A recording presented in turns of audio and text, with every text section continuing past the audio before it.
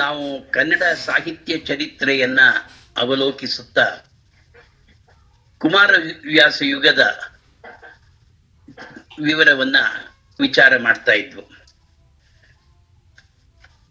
ಅದು ವೈದಿಕ ಯುಗದ ಪರಂಪರೆ ಆಗುತ್ತೆ. ಇದರಲ್ಲಿ ಬರ್ತಕ್ಕಂಥ ಹರಿದಾಸ ಸಾಹಿತ್ಯ ಒಂದು ವಿಶಿಷ್ಟವಾದ್ದು. ಕ್ರಿಸ್ತಶಕ 10ನೇ ಶತಮಾನದ ಬಳಿಕ ಕ್ರಿಸ್ತಶಕ 12ನೇ ಶತಮಾನದ ವೇಳೆಗೆ ಕರ್ನಾಟಕದಲ್ಲಿ ರೂಪು ತಾಳಿದ ವೀರಶೈವ ಮತೀಯರು ಶೈವ ಪಂಥದ ನಾಯನ್ಮಾರರಂತೆಯೇ ತಾವು ಸಹ ತಾಯ್ನುಡಿಯಾದ ಕನ್ನಡದ ಮೂಲಕ ತಮ್ಮ ಮತದ ತತ್ವಗಳನ್ನ ಪ್ರಚಾರ ಮಾಡತೊಡಗಿದರು. ಅವರ ಸಂತತವಾದ ಪರಿಶ್ರಮದಿಂದ ಕರ್ನಾಟಕವು ವೀರಶೈವ ಮತದ ಪ್ರಮುಖ ಕಾರ್ಯಕ್ಷೇತ್ರವಾದುದಷ್ಟೇ ಅಲ್ಲದೆ ಕನ್ನಡ ಭಾಷೆಗೆ ವಿನೂತನವಾದ ವಚನ ಪ್ರಕಾರವು ಸೃಷ್ಟಿಯಾಯಿತು. ಕ್ರಾಂತಿಪ್ರಿಯರಾದ ವಚನಕಾರರಂತೆಯೇ ಸಂಪ್ರದಾಯನಿಷ್ಠರಾದ ಹರಿದಾಸರು ಕ್ರಿಸ್ತಶಕ 15ನೇ ಶತಮಾನ ಮೊದಲುಗೊಂಡು ಶ್ರೀ ಮಧ್ವಾಚಾರ್ಯರು ಸಾರಿ ಹೇಳಿದ ದ್ವೈತ ಸಿದ್ಧಾಂತವನ್ನು ತಮ್ಮ ಅಪರೋಕ್ಷಾನುಭವವನ್ನು ಸಂಗೀತದ ಬುನಾದಿಯ ಮೇಲೆ ಕೀರ್ತನೆ, ಸುಳಾದಿ, ಉಗಾಭೋಗ, ವೃತ್ತನಾಮ ಮೊದಲಾದ ವಿವಿಧ ಪ್ರಕಾರಗಳ ಮೂಲಕ ಬೆಳಕಿಗೆ ತಂದರು. ಆಳ್ವಾರರ ವೈಷ್ಣವ ಭಕ್ತಿಯಲ್ಲಿ ವಿದಿತವಾಗುವ ಎಷ್ಟೋ ಅಂಶಗಳು ಇಲ್ಲಿನ ರಚನೆಗಳಲ್ಲಿಯೂ ಪ್ರಾಸಂಗಿಕವಾಗಿ ಕಂಡುಬರುತ್ತವೆ. ಈ ಸಂಗತಿಯನ್ನು ಗ್ರಹಿಸಿದ್ದೇ ಆದರೆ ತಮಿಳುನಾಡಿನಲ್ಲಿ ಏಕಕಾಲದಲ್ಲಿ ಪ್ರವಹಿಸಿದ ಈ ಹರಿಹರ ಭಕ್ತವಾಗಿನಿ ಕನ್ನಡ ನಾಡಿನಲ್ಲಿ ಬೇರೆ ಬೇರೆ ಕಾಲಗಳಲ್ಲಿ ಅಷ್ಟೇ ಹುರುಪಿನಿಂದ ಹರಿದಿರುವುದನ್ನ ಗಮನಿಸಬಹುದು. ಕರ್ನಾಟಕದಲ್ಲಿ ಕಂಡುಬರುವ ವೀರಶೈವರ ಭಕ್ತಿ ಪಂಥಕ್ಕೆ ಅದ್ವೈತ ತತ್ವವೇ ತಳಹದಿಯಾದರೆ ಹರಿದಾಸರ ಭಕ್ತಿ ಪ್ರತಿಪಾದನೆಗೆ ಶ್ರೀ ಮಧ್ವಾಚಾರ್ಯರ ದ್ವೈತ ಸಿದ್ಧಾಂತವೇ ಪ್ರಮುಖವಾದ ಅಡಿಗಲ್ಲು. ವೈಷ್ಣವ ಭಕ್ತಿ ಪ್ರತಿಪಾದನೆಯಲ್ಲಿ ಕರ್ನಾಟಕದ ಹರಿದಾಸರಿಗೂ ಮಹಾರಾಷ್ಟ್ರದ ಸಂತರಿಗೂ ಪಂಡರಾಪುರದ ಪಾಂಡುರಂಗನು ಆರಾಧ್ಯ ದೇವತೆಯಾದರೂ ಕನ್ನಡ ದಾಸರ ದೃಷ್ಟಿ ದ್ವೈತಪರವಾದರೆ ಮಹಾರಾಷ್ಟ್ರದ ಸಂತರ ದೃಷ್ಟಿ ಅದ್ವೈತಪರವಾಗಿಯೇ ಕಂಡುಬರುತ್ತದೆ. ಶ್ರೀ ವೈಷ್ಣವರ ವಿಶಿಷ್ಟಾದ್ವೈತವನ್ನ ಮೆಚ್ಚಿಕೊಂಡ ರಾಮಾನಂದ, ವಲ್ಲಭಾಚಾರ್ಯ, ನಿಂಬಾರ್ಕ ಮೊದಲಾದವರು ಅಲ್ಪ ಸ್ವಲ್ಪ ಬದಲಾವಣೆ ಮಾಡಿಕೊಂಡು ಶುದ್ಧಾದ್ವೈತ, ಭೇದಾಭೇದ ಇವೇ ಮೊದಲಾದ ಮಾರ್ಗಗಳನ್ನ ಅನುಸರಿಸಿದರು. ಭಾಗವತ ಮತೀಯರಲ್ಲಿ ಸಾಕಾರವೇ ಹೆಚ್ಚು ಪ್ರಿಯವಾಗಿರುವುದನ್ನ ಗಮನಿಸಬಹುದು. ಇನ್ನು ಕನ್ನಡ ಹರಿದಾಸರ ರಚನೆಗಳಲ್ಲಿ ವೇದೋಪನಿಷತ್ತುಗಳು ಮತ್ತು ಇತರ ಆಧ್ಯಾತ್ಮಿಕ ಗ್ರಂಥಗಳಲ್ಲಿ ಹುದುಗಿರುವ ಪ್ರಮುಖಾಂಶಗಳೆಲ್ಲವೂ ಅಡಕವಾಗಿದ್ದರೂ ಅವುಗಳನ್ನು ದ್ವೈತ ಸಿದ್ಧಾಂತದ ಉಪಾಂಗವೆಂದು ಭಾವಿಸುವುದು ರೂಢಿಯಾಗಿದೆ. ಶ್ರೀಮದ್ ಆನಂದ ತೀರ್ಥರು ತಮ್ಮ ಸಿದ್ಧಾಂತದಲ್ಲಿ ಈಶ ದಾಸ ಭಾವಕ್ಕೆ ಅಗ್ರಸ್ಥಾನವಿತ್ತಿರುವುದರಿಂದ ಈ ಕನ್ನಡ ರಚನೆಗಳಲ್ಲಿ ನಾವು ಸಾಕಾರ ಸ್ವರೂಪನಾದ ಭಗವಂತನ ಆರಾಧನೆಯನ್ನು, ಹರಿದಾಸರ ಅಗ್ಗಳಿಕೆಯನ್ನು, ಹರಿದಾಸ್ಯದ ಅಗ್ಗಳಿಕೆಯನ್ನು ಸ್ಪಷ್ಟವಾಗಿ ಕಾಣುತ್ತೇವೆ. ಇನ್ನು ಶ್ರೀ ಮಧ್ವಾಚಾರ್ಯರು ಭಕ್ತಿಗೆ ಅಗ್ರಸ್ಥಾನವನ್ನಿತ್ತು ದ್ವಾದಶ ಸ್ತೋತ್ರವೇ ಮೊದಲಾದ ಕೃತಿಗಳಲ್ಲಿ ಹರಿಯ ಪಾರಮ್ಯವನ್ನು, ದ್ವೈತ ದೃಷ್ಟಿಯನ್ನು ಸಂಸ್ಕೃತದಲ್ಲಿ ಸಾರಿ ಹೇಳಿದರು. ಶ್ರೀ ಮಧ್ವಾಚಾರ್ಯರ ಈ ನೂತನ ಸಿದ್ಧಾಂತ ಪಂಡಿತಮಾನ್ಯವಾಗುವ ವೇಳೆಗೆ, ಎಂದರೆ 2 ಶತಮಾನಗಳ ಅನಂತರ ಅಚ್ಚ ಕನ್ನಡಿಗರಾದ ಶ್ರೀಪಾದರಾಜರು ಕನ್ನಡದಲ್ಲಿ ಕೀರ್ತನೆಗಳನ್ನು ರಚಿಸುವ ಕೆಲಸಕ್ಕೆ ತೊಡಗಿದರು. ಅವರ ಸ್ತುತ್ಯ ಪ್ರಯತ್ನದಿಂದ ಹರಿದಾಸ ಸಾಹಿತ್ಯದ ಉಗಮವಾಯಿತು. ಅವರೇ ಈ ಗೇಯ ಮಾಧ್ಯಮದ ವಿವಿಧ ಪ್ರಕಾರಗಳನ್ನು ರಚಿಸಿ ಮುಂದಿನವರಿಗೆ ಮೇಲುಪಂಕ್ತಿಯನ್ನ ಹಾಕಿಕೊಟ್ಟರು. ಶ್ರೀಪಾದರಾಜರು ಕೈಕೊಂಡ ಈ ಕೀರ್ತನ ಕೈಂಕರ್ಯವನ್ನ ಶ್ರೀ ವ್ಯಾಸರಾಯರು, ಶ್ರೀ ವಾದಿರಾಜರು ಮುಂತಾದ ಯತಿವರಿಯರು, ಪುರಂದರದಾಸ, ಕನಕದಾಸರೇ ಮೊದಲಾದ ಹರಿದಾಸರು ಸರ್ವತೋಮುಖವಾಗಿ ಬೆಳೆಸಿದರು. 15ನೇ ಶತಮಾನದಲ್ಲಿ ಸಮಗ್ರ ಭಾರತದಲ್ಲಿಯೇ ಭಕ್ತಿ ಪಂಥವು ಪ್ರಾಧಾನ್ಯವನ್ನು ಪಡೆದುದರಿಂದ ಶ್ರೀಪಾದರಾಜರ ಪ್ರಯತ್ನ ಅನತಿ ಕಾಲದಲ್ಲಿಯೇ ಫಲಕಾರಿಯಾಗಲು ನೆರವಾಯಿತು ಎನ್ನಬಹುದು. ಇನ್ನು ನಾವು ಹರಿದಾಸ ಸಾಹಿತ್ಯದ ಚರಿತ್ರೆಯನ್ನು ನೋಡುವಾಗ ಈ ಹರಿದಾಸ ಸಾಹಿತ್ಯ ರಾಶಿಯನ್ನ ಆರ್.ಎಸ್. ಪಂಚಮುಖಿ ಅವರು 4 ಮೆಟ್ಟಲುಗಳಾಗಿ ವಿಂಗಡಿಸಬಹುದೆಂದು ಅಭಿಪ್ರಾಯ ಪಡ್ತಾರೆ. ಶ್ರೀ ಮಧ್ವಾಚಾರ್ಯರು, ಅವರ ಶಿಷ್ಯರಾದ ಶ್ರೀ ನರಹರಿ ತೀರ್ಥರು, ಶ್ರೀ ಜಯತೀರ್ಥರು 12-13ನೆಯ ಶತಮಾನದಲ್ಲಿ ಹರಿಭಕ್ತಿ, ಉಪಾಸನೆ, ಹರಿದಾಸ್ಯ ಇವೇ ಮೊದಲಾದವುಗಳನ್ನು ಲೌಕಿಕ ವಚನಗಳಿಂದ ಜನತೆಗೋಸ್ಕರ ಉಪದೇಶಿಸಿದರು. ಇದು ಮೊದಲನೆಯ ಮೆಟ್ಟು ಎಂದು ನಿರ್ದೇಶಿಸಿರುವರು. ಶ್ರೀಪಾದರಾಜರಿಂದ ತೊಡಗಿ ಕನಕದಾಸರವರೆಗಿನ ಕಾಲವನ್ನ 2ನೆಯ ಮೆಟ್ಟು ಎಂದು ಭಾವಿಸಿರುವರು. ವಿಜಯದಾಸರು ಮತ್ತು ಅವರ ಶಿಷ್ಯ ಪರಂಪರೆಯ ಅವಧಿಯನ್ನ 3ನೆಯ ಮೆಟ್ಟು ಎಂದು ತಿಳಿಸಿರುವರು. ಪ್ರಾಣೇಶದಾಸರಿಂದ ಮೊದಲುಗೊಂಡು ಉಳಿದ ಹರಿದಾಸ ವೃಂದದವರು ಕೈಗೊಂಡ ಕಾರ್ಯವನ್ನ 4ನೆಯ ಮೆಟ್ಟು ಎಂದು ಸೂಚಿಸಿರುವರು. ಶ್ರೀಮದ್ ಆಚಾರ್ಯರು ರಚಿಸಿರುವ 12 ಸ್ತೋತ್ರವೇ ಕರ್ನಾಟಕದಲ್ಲಿ ದಾಸಕೂಟದ ಬೀಜವನ್ನು ಬಿತ್ತುವ ಪದ್ಯಮಾಲಿಕೆ ಎಂದು, ಅವರು ರಚಿಸಿರಬಹುದಾದ ತುಳುಗೀತೆಗಳು ಈ ಪದ್ಧತಿಯ ಮೇಲ್ಪಂಕ್ತಿಯಾಗಿರಬಹುದೆಂದು ಶ್ರೀ ಮಧ್ವಾಚಾರ್ಯರ ಸಮಕಾಲೀನರಾದ ಶ್ರೀ ನರಹರಿ ತೀರ್ಥರು ಬರೆದಿರಬಹುದೆಂದು ಭಾವಿಸಲಾಗಿರುವ ಕೆಲವು ಕನ್ನಡ ಕೀರ್ತನೆಗಳೇ ಈ ಪ್ರಕಾರದ ಪ್ರಥಮ ಪ್ರಯತ್ನಗಳೆಂದು ಎಣಿಸಿರುವುದರಿಂದ ಈ ಪ್ರಾರಂಭ ಕಾಲವನ್ನ ಮೊದಲನೆಯ ಮೆಟ್ಟಲೆಂದು ಆರ್.ಎಸ್. ಪಂಚಮುಖಿಯವರು ಹೇಳಿರುವುದು ತರ್ಕಬದ್ಧವಾಗಿದೆ. ಆದರೆ ಈ ದೃಷ್ಟಿಯನ್ನು ವಿಶ್ಲೇಷಿಸಿ ನೋಡಿದಲ್ಲಿ ಶ್ರೀ ಮಧ್ವಾಚಾರ್ಯರ 12 ಸ್ತೋತ್ರವನ್ನು ಅವರ ಹೃದಯದಲ್ಲಿನ ಹರಿಭಕ್ತಿ ಸ್ತೋತ್ರ ರೂಪವಾಗಿ ಪ್ರವಹಿಸಿರುವ ಅತ್ಯುತ್ತಮವಾದ ಸಂಸ್ಕೃತದ ಬಂಧವೆಂದು ಭಾವಿಸಬಹುದೇ ವಿನ ಅದನ್ನು ಪಾರಿಭಾಷಿಕ ಅರ್ಥದಲ್ಲಿ ಕನ್ನಡದ ಹರಿದಾಸ ಸಾಹಿತ್ಯದ ಒಂದು ಪ್ರಕಾರವೆಂದು ಹೇಳುವಂತಿಲ್ಲ. ಅವರ ಉಜ್ವಲವಾದ ಈ ಹರಿಭಕ್ತಿ ಹರಿದಾಸ ಸಾಹಿತ್ಯ ರಚನೆಗೆ ಪ್ರೇರಕವೆಂದು ಭಾವಿಸುವುದರಲ್ಲಿ ಯಾವ ಅಭ್ಯಂತರವೂ ಇಲ್ಲ. 2ನೇದಾಗಿ ಅವರು ರಚಿಸಿರಬಹುದೆಂದು ಹೇಳಿರುವ ತುಳುಗೀತೆಗಳು ಈವರೆಗೂ ಕಂಠಪಾಠದಲ್ಲಿಯಾದರೂ ಉಳಿದು ಬಂದಿಲ್ಲ. ಶ್ರೀ ವಾದಿರಾಜರು ತುಳುವಿನಲ್ಲಿ ರಚಿಸಿರುವ ದಶಾವತಾರ ಸ್ತುತಿಯೊಂದನ್ನು ಬಿಟ್ಟರೆ ಈ ಕ್ಷೇತ್ರದಲ್ಲಿ ಈವರೆಗೆ ಬೇರಾವ ರಚನೆಯೂ ಗಮನಕ್ಕೆ ಬಂದಿಲ್ಲ. ಶ್ರೀ ನರಹರಿ ತೀರ್ಥರ ಕನ್ನಡ ಕೀರ್ತನೆಗಳ ಬಗ್ಗೆಯೂ ಸಾಕಷ್ಟು ಸಂದೇಹಗಳು ಇನ್ನೂ ಅಪರಿಹಾರ್ಯವಾಗಿ ಉಳಿದಿವೆ. ಈ ಎಲ್ಲ ಕಾರಣಗಳಿಂದ ಈ ಮೊದಲನೆಯ ಮೆಟ್ಟಲಿನ ವಿಭಜನೆ ಅನಗತ್ಯವೆನಿಸುತ್ತದೆ. ಐತಿಹಾಸಿಕ ದೃಷ್ಟಿಯಿಂದ ಪರಿಶೀಲಿಸಿದ್ದೇ ಆದರೆ ಹರಿದಾಸ ಸಾಹಿತ್ಯದ ಪ್ರಾರಂಭ ಮತ್ತು ಪರ್ವಯುಗ ಶ್ರೀಪಾದರಾಜರಿಂದಲೇ ಮೊದಲಾಯಿತೆಂದು ಹೇಳಬೇಕಾಗುತ್ತದೆ. ಯಾವುದನ್ನು ಆರ್.ಎಸ್. ಪಂಚಮುಖಿಯವರು 2ನೆಯ ಮೆಟ್ಟಲು ಎಂಬುದಾಗಿ ಭಾವಿಸುತ್ತಾರೆಯೋ ಅದೇ ಹರಿದಾಸ ಸಾಹಿತ್ಯದ ಪ್ರಪ್ರಥಮ ಘಟ್ಟವಾಗಿ ಪರಿಣಮಿಸುತ್ತದೆ. ಆ ತರುವಾಯ ಕಂಡುಬರುವ ಹರಿದಾಸ ಸಾಹಿತ್ಯದ ವಿಸ್ತಾರವನ್ನು 2 ಮೆಟ್ಟಲುಗಳನ್ನಾಗಿ ವಿಂಗಡಿಸುವ ಬದಲು ಒಂದೇ ಒಂದು ಘಟ್ಟವನ್ನಾಗಿ ಭಾವಿಸುವುದೇ ಚಾರಿತ್ರಿಕ ದೃಷ್ಟಿಯಿಂದ ಸೂಕ್ತವಾಗಿ ತೋರಿಬರುತ್ತದೆ. ಶ್ರೀಪಾದರಾಜರ ಪರಂಪರೆಯಲ್ಲಿ ನೆರವೇರಿದ ಮಹತ್ ಕಾರ್ಯ ಹರಿದಾಸ ಸಾಹಿತ್ಯದ ಪರ್ವಯುಗ ಮಾತ್ರವಲ್ಲದೆ ಸುವರ್ಣಯುಗವೂ ಆಗಿರುವುದು ಆ ಕಾಲದಲ್ಲಿ ರಚಿತವಾದ ಕೃತಿಗಳ ಮೂಲಕ ವೇದ್ಯವಾಗುತ್ತದೆ. ವಿಜಯನಗರದ ಉಚ್ಛ್ರಾಯ ಕಾಲದಲ್ಲಿ ಹರಿದಾಸ ಸಾಹಿತ್ಯವು ಉನ್ನತವಾಗಿ ಬೆಳಗಿ ಆ ಸಾಮ್ರಾಜ್ಯದ ಪತನದೊಂದಿಗೆ ಅದರ ಕಾಂತಿಯೂ ಇಳಿಮುಖವಾದಂತೆ ವ್ಯಕ್ತವಾಗುತ್ತದೆ.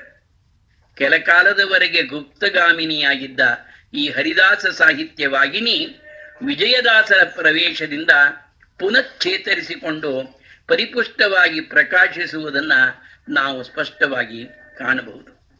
ಆದ್ದರಿಂದ ಈ ಉತ್ತರಾವಧಿಯನ್ನ ಹರಿದಾಸ ಸಾಹಿತ್ಯದ ಪುನರುಜ್ಜೀವನ ಯುಗವೆಂದು ಪರಿಗಣಿಸುವುದು ಸೂಕ್ತವೆನಿಸುತ್ತದೆ. ಪ್ರಕೃತ ಹರಿದಾಸ ಸಾಹಿತ್ಯದ ಸುವರ್ಣ ಯುಗದ ಸ್ವರೂಪವನ್ನ ಪರಿಶೀಲಿಸಬಹುದು. ನಮಃ ಶ್ರೀಪಾದರಾಜಾಯ, ನಮಸ್ತೆ ವ್ಯಾಸಯೋಗಿನೇ, ನಮ ಪುರಂದರಾರ್ಯಾಯ ವಿಜಯಾರ್ಯಾಯತೆ ನಮಃ ಎಂಬ ಶ್ಲೋಕದಲ್ಲಿ ಶ್ರೀಪಾದರಾಜರಿಗೆ ಅಂದರೆ ಕ್ರಿಸ್ತ ಶಕ 1404ರಿಂದ 1502ರವರೆಗೆ ಇದ್ದವರು ಸಂದಿರುವ ಸ್ಥಾನವನ್ನು ಕಂಡರೆ ಅವರು ಹರಿದಾಸ ಸಾಹಿತ್ಯಕ್ಕೆ ಹೇಗೆ ಧ್ರುವತಾರೆಯಂತೆ ಮಾರ್ಗದರ್ಶಕರಾಗಿರುವುದೆನ್ನುವುದನ್ನು ಅವರ ಕೃತಿ ಸಮುದಾಯದ ಮೂಲಕ ನಾವು ತಿಳಿದುಕೊಳ್ಳಬಹುದು. ಶ್ರೀ ಮಧ್ವಾಚಾರ್ಯರ ಪ್ರಮುಖ ಶಿಷ್ಯರಾದ ಶ್ರೀ ಪದ್ಮನಾಭ ತೀರ್ಥರ ಸಂಸ್ಥಾನದ ಪೀಳಿಗೆಗೆ ಸೇರಿದ ಶ್ರೀಪಾದರಾಜರ ಜೀವನ ಪ್ರಶಸ್ತಿಪೂರ್ಣವಾದುದೇ ಸರಿ. ಅವರ ಪೂರ್ವಾಶ್ರಮದ ಹೆಸರು ಲಕ್ಷ್ಮೀನಾರಾಯಣ. ಸತ್ಕುಲ ಪ್ರಸೂತರಾದ ಇವರು ಚನ್ನಪಟ್ಟಣ ತಾಲೂಕು ಅಬ್ಬೂರಿನ ಶ್ರೀ ಪುರುಷೋತ್ತಮ ತೀರ್ಥರ ಅಪೇಕ್ಷೆಯ ಮೇರೆಗೆ ಶ್ರೀರಂಗದ ಶ್ರೀ ಸ್ವರ್ಣವರ್ಣ ತೀರ್ಥರ ಶಿಷ್ಯರಾಗಿ ಅವರ ಪೂರ್ಣಾನುಗ್ರಹದಿಂದ ಸನ್ಯಾಸ ದೀಕ್ಷೆಯನ್ನು ತಳೆದು ಅನೇಕ ವರ್ಷಗಳ ಕಾಲ ಶ್ರೀರಂಗದಲ್ಲಿಯೇ ನೆಲೆಸಿದರು. ಶ್ರೀ ವಿಭುಧೇಂದ್ರ ತೀರ್ಥರು ಇವರ ವಿದ್ಯಾಗುರುಗಳು. ಚಿಕ್ಕಂದಿನಲ್ಲಿಯೇ ವೇದಾಂತ ವಿದ್ಯೆಯಲ್ಲಿ ಪ್ರಾವೀಣ್ಯವನ್ನು ಗಳಿಸಿದ್ದ ಇವರನ್ನು ಉತ್ತರಾದಿ ಮಠದ ಪರಂಪರೆಗೆ ಸೇರಿದ ಶ್ರೀ ರಘುನಾಥ ತೀರ್ಥರು ಮನಪೂರ್ವಕವಾಗಿ ಮೆಚ್ಚಿಕೊಂಡು ಶ್ರೀಪಾದರಾಜ ಎಂಬ ಅಭಿಧಾನವನ್ನಿತ್ತರು. ಅಂದಿನಿಂದ ಶ್ರೀ ಲಕ್ಷ್ಮೀನಾರಾಯಣ ಯತಿಗಳ ಹೆಸರು ಶ್ರೀಪಾದರಾಜರೆಂದೇ ರೂಢಿಯಲ್ಲಿ ಬಂದಿತು. ಶ್ರೀಪಾದರಾಜರು ತಮ್ಮ ಆಶ್ರಮ ಗುರುಗಳಾದ ಶ್ರೀ ಸ್ವರ್ಣವರ್ಣ ತೀರ್ಥರು ಶ್ರೀರಂಗದಲ್ಲಿ ವೃಂದಾವನಸ್ಥರಾದ ಬಳಿಕ ವಿಜಯನಗರದ ಅಧಿಪತ್ಯಕ್ಕೆ ಒಳಪಟ್ಟ ಮುಳಬಾಗಿಲಿಗೆ ಬಂದು ನೆಲೆಸಿದರು. ಅಂದಿನಿಂದ ಅವರ ಸಂಸ್ಥಾನ ಶ್ರೀಪಾದರಾಜರ ಮಠ ಎಂದು ಸುಪ್ರಸಿದ್ಧವಾದುದಲ್ಲದೆ ಅದು ಶ್ರೀ ಮಧ್ವಾಚಾರ್ಯರ ಸಿದ್ಧಾಂತವನ್ನ ಕಲಿಯ ಬಯಸುವವರಿಗೆ ಮಹಾಪಾಠಶಾಲೆ ಎನ್ನಿಸಿತು. ಅಬ್ಬೂರಿನ ಶ್ರೀ ಬ್ರಹ್ಮಣ್ಯ ತೀರ್ಥರ ಉತ್ತರಾಧಿಕಾರಿಗಳಾದ ಶ್ರೀ ವ್ಯಾಸರಾಯರಂತಹ ಮಹಾಮೇಧಾವಿಗಳು ಶ್ರೀಪಾದರಾಜರ ಶಿಷ್ಯರಾಗಿದ್ದರೆಂದ ಬಳಿಕ ಈ ಸಂಸ್ಥಾನದ ಹಿರಿಮೆಯನ್ನ ಹೆಚ್ಚು ಹೇಳಬೇಕಾಗಿಲ್ಲ. ಶ್ರೀಪಾದರಾಜರ ಮಹಾತ್ಮೆ ನಾನಾ ಬಗೆಗಳಲ್ಲಿ ಬೆಳೆಯುತ್ತಿದ್ದುದನ್ನು ಕಂಡು ಕೇಳಿದ ಸಾಳುವ ವಂಶದ ನರಸಿಂಹ ಆಗ ಚಂದ್ರಗಿರಿಯಲ್ಲಿ ನಗರದ ಮಾಂಡಲಿಕನಾಗಿದ್ದ. ಅವನಿಗೆ ಶ್ರೀಪಾದರಾಜರಲ್ಲಿ ಅಪಾರವಾದ ಭಕ್ತಿ ಶ್ರದ್ಧೆಗಳು ಮೂಡಿದವು. ಸಾಳುವ ನರಸಿಂಹನ ಕಾಲದಿಂದ ಮೊದಲಾದ ಈ ರಾಜಮರ್ಯಾದೆ ಶ್ರೀಪಾದರಾಜರ ಜೀವನದಲ್ಲಿ ಏಕಪ್ರಕಾರವಾಗಿ ವರ್ಧಿಸಲು ಆರಂಭಿಸಿತು. ಅಬ್ಬೂರಿನಲ್ಲಿ ಹುಟ್ಟಿ ಬೆಳೆದು ಶ್ರೀರಂಗದಲ್ಲಿ ಸನ್ಯಾಸ ದೀಕ್ಷೆಯನ್ನು ಕೈಗೊಂಡು ನರಸಿಂಹತೀರ್ಥ, ನರಸಿಂಹವನದಂತಹ ಪ್ರಕೃತಿದತ್ತವಾದ ಪವಿತ್ರ ಸ್ಥಳಗಳುಳ್ಳ ಮುಳಬಾಗಿಲಿನಲ್ಲಿ ನೆಲೆಸಿದ ಶ್ರೀಪಾದರಾಜರ ಕೀರ್ತಿ ದೇಶಾದ್ಯಂತವೂ ಹಬ್ಬಿ ಹರಡಿತು. ಅವರ ಆಧ್ಯಾತ್ಮಿಕ ಜೀವನ ದಿನದಿನಕ್ಕೂ 100 ಮಾಡಿಯಾಗಿ ವಿರಾಜಿಸಿತು. ಇಂಥ ಯತಿವರೇಣ್ಯರು ತಮ್ಮ ಪೂಜಾ ಕಾಲದಲ್ಲಿ ವಿದ್ಯುಕ್ತವಾದ ಪೂಜೆಗಳು ಆದ ಬಳಿಕ ಭಗವಂತನಲ್ಲಿ ತಮ್ಮ ಭಕ್ತಿಯನ್ನು ನಿವೇದಿಸಿಕೊಳ್ಳುವ ಸಲುವಾಗಿ ಕನ್ನಡದ ಕೀರ್ತನೆಗಳನ್ನ ರಚಿಸಿ ಅವುಗಳನ್ನು ದೇವರಿಗೆ ಸಮರ್ಪಿಸಲು ಮೊದಲು ಮಾಡಿದರು. ಈ ಕೈಂಕರ್ಯ ಅಂದಿನ ಕಾಲಕ್ಕೆ ಬಹಳ ದೊಡ್ಡ ಪರಿವರ್ತನೆಯ ಸರಿ. ಕಾಲಿಗೆ ಗೆಜ್ಜೆ ಕಟ್ಟಿಕೊಂಡು ತಂಬೂರಿಯನ್ನು ಮೀಟುತ್ತಾ ಚಿಟಿಕೆಗಳನ್ನು ಬಾರಿಸುತ್ತಾ ನರ್ತನ ಸೇವಾಪೂರ್ವಕವಾಗಿ ಕೀರ್ತನೆಯನ್ನು ಹಾಡತೊಡಗಿದರು ಎಂದು ಪ್ರತೀತಿ ಇದೆ. ಸನ್ಯಾಸಿಗಳಾದವರು ಈ ರೀತಿ ತಮ್ಮ ಭಕ್ತವೃಂದದೊಂದಿಗೆ ಭಜನೆ ಮಾಡುವುದೆಂದರೆ ಅದು ಒಂದು ಅಪೂರ್ವವಾದ ಘಟನೆಯೇ ಸರಿ. ಪರಿಶುದ್ಧವಾದ ಈ ಹರಿಭಕ್ತಿಯ ಭಾವಾವೇಶವೇ ಕನ್ನಡ ಹರಿದಾಸ ಸಾಹಿತ್ಯ ರಚನೆಗೆ ನಾಂದಿಯಾಯಿತು. ಯತಿವರಿಯರ ಆ ಕೀರ್ತನ ಕೈಂಕರ್ಯ ನಂದಾದೀವಿಗೆಯಾಗಿ ಬೆಳಗಲು ಆರಂಭಿಸಿತು. ಶ್ರೀಪಾದರಾಜರ ಈ ವಿನೂತನ ಕೈಂಕರ್ಯಕ್ಕೆ ಅವರ ಹರಿಭಕ್ತಿ ಪ್ರಮುಖ ಪ್ರೇರಣ ಶಕ್ತಿ ಎನ್ನುವುದರಲ್ಲಿ ಸಂದೇಹವಿಲ್ಲ. ಆದರೆ ತಮ್ಮ ಹೃದಯಾನುಭವವನ್ನು ಕನ್ನಡದಲ್ಲಿಯೇ ಅಭಿವ್ಯಕ್ತಪಡಿಸಬೇಕೆಂಬ ಅವರ ಅಭಿಲಾಷೆಗೆ ಹಿನ್ನೆಲೆ ಏನಾದರೂ ಇದ್ದಿರಬಹುದೇ ಎಂಬ ಪ್ರಶ್ನೆಗೆ ನಮಗೆ ಹೊಳೆಯದೇ ಇರಲಾರದು. ಕ್ರಿಸ್ತಶಕ 15ನೇ ಶತಮಾನದ ವೇಳೆಗೆ ಈ ಬಗೆಯಾದ ಕಾರ್ಯ ತಕ್ಕ ಮಟ್ಟಿಗೆ ನಡೆದಿತ್ತು ಎನ್ನುವುದು ಐತಿಹಾಸಿಕ ಸಂಗತಿ. ಕ್ರಿಸ್ತಶಕ 9ನೇ ಶತಮಾನದ ವೇಳೆಗಾಗಲೇ ತಮಿಳಿನಲ್ಲಿ ವೈಷ್ಣವ ಭಕ್ತಿಯನ್ನು ಸಾರಿಗೆ ಹೇಳುವ ಆಳ್ವಾರರ ಪ್ರಬಂಧಗಳು ಸಾಕಷ್ಟು ಪ್ರಚುರವಾಗಿದ್ದುದಲ್ಲದೆ ಶ್ರೀ ರಾಮಾನುಜಾಚಾರ್ಯರು ಅವುಗಳನ್ನು ಸಂಸ್ಕೃತ ಗ್ರಂಥಗಳಿಗೆ ಸರಿಸಮಾನವಾಗಿ ಗೌರವಿಸಿದ್ದರು. ಅದೇ ತಮಿಳುನಾಡಿನಲ್ಲಿ ನಾಯನ್ಮಾರರ ತಮಿಳು ರಚನೆಗಳು ಶೈವ ಭಕ್ತಿಯ ಪ್ರಮುಖ ಮಾಧ್ಯಮಗಳಾಗಿದ್ದವು. ಕನ್ನಡ ನಾಡಿನಲ್ಲಿಯೂ 12ನೆಯ ಶತಮಾನದ ವೇಳೆಗೆ ವಚನಯುಗ ವಿಜೃಂಭಿಸಿತ್ತು. ಶ್ರೀ ಮಧ್ವಾಚಾರ್ಯರು ಸ್ಥಾಪಿಸಿದ ತತ್ವವಾದ ಈ ವೇಳೆಗೆ ಸಾಕಷ್ಟು ಬೇರೂರಿತ್ತಲ್ಲದೆ ಶ್ರೀ ಜಯತೀರ್ಥರಂತಹ ಜ್ಞಾನಿಗಳ ಮೂಲಕ ಆಚಾರ್ಯರ ಗ್ರಂಥಗಳಿಗೆ ಟೀಕೆ ಟಿಪ್ಪಣಿಗಳು ಸಹ ಸಂಸ್ಕೃತದಲ್ಲಿ ರಚಿತವಾಗಿದ್ದವು. ತಮಿಳುನಾಡಿನಲ್ಲಿಯೇ ಹಲವಾರು ವರ್ಷಗಳು ನೆಲೆಸಿದ್ದ ಶ್ರೀಪಾದರಾಜರಿಗೆ ಆಳ್ವಾರರ ಪ್ರಬಂಧಗಳಲ್ಲಿನ ವೈಷ್ಣವ ಭಕ್ತಿ ಸ್ವಭಾಷಾಭಿಮಾನಗಳು ಸಾಕಷ್ಟು ಮನವರಿಕೆಯಾಗಿದ್ದುವೆಂದು ಊಹಿಸಬಹುದಾಗಿದೆ. ಹಾಗೆಯೇ